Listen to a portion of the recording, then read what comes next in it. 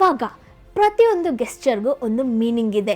ನಾನು ಹೀಗೆ ನೋಡಿದ್ರೆ ಒಂದು ಮೀನಿಂಗ್ ಇದೆ, ಕೈ ಕಟ್ಕೊಂಡ್ರೆ ಒಂದು ಮೀನಿಂಗ್ ಇದೆ, ಕಿವಿ ಹತ್ರ ಕೈ ಇಟ್ಟರೆ ಒಂದು ಮೀನಿಂಗ್ ಇದೆ, ನೆಕ್ ಮೇಲೆ ಕೈ ಇಟ್ಟರೆ ಒಂದು ಮೀನಿಂಗ್ ಇದೆ, ಕೈ ಹೀಗೆ ಮಾಡಿದ್ರೆ ಒಂದು ಮೀನಿಂಗ್ ಇದೆ, ಹೀಗೆ ಕುತ್ಕೊಂಡ್ರೆ ಒಂದು ಮೀನಿಂಗ್ ಇದೆ, ಹೀಗೆ ನಿಂತ್ಕೊಂಡ್ರೆ ಒಂದು ಮೀನಿಂಗ್ ಇದೆ ಅಂತ ಅಷ್ಟೆಲ್ಲ ಮೀನಿಂಗ್ ಇದೆ.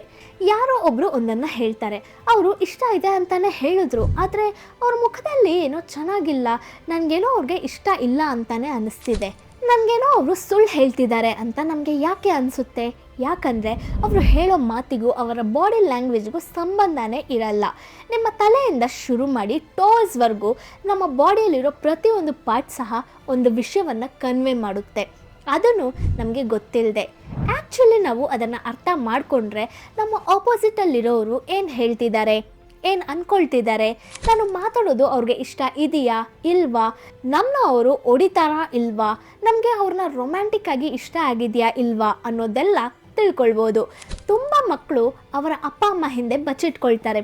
ಯಾಕೆ ಅಂದರೆ ತುಂಬ ಸ್ಟ್ರೇಂಜರ್ಸ್ ಇದ್ದಾರೆ ಅನ್ನೋವಾಗ ಅವರ ಪೇರೆಂಟ್ಸ್ ಹಿಂದೆ ನಿಂತ್ಕೊಂಡ್ರೆ ಅವರು ಕಾನ್ಫಿಡೆಂಟಾಗಿ ಫೀಲ್ ಆಗ್ತಾರೆ. ಅದನ್ನು ನಾವು ಇವಾಗಲೂ ಮಾಡ್ತೀವಿ. ಹೇಗೆ ಅಂದರೆ ಕೈ ಕಟ್ಕೊಂಡು ನಿಂತ್ಕೊಳ್ಳೋದು.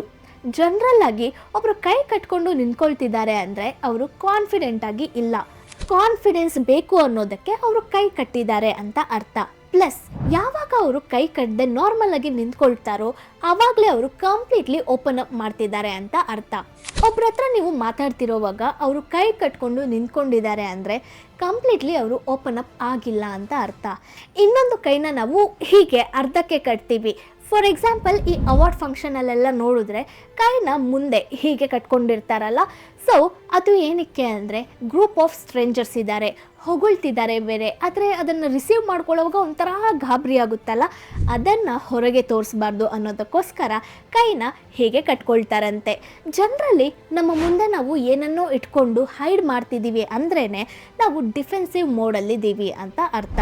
ಅದನ್ನು ಪಾಸಿಟಿವ್ ಆಗಿನೂ ತಗೊಳ್ಬೋದು, ನೆಗೆಟಿವ್ ಆಗಿನೂ ತಗೊಳ್ಬೋದು.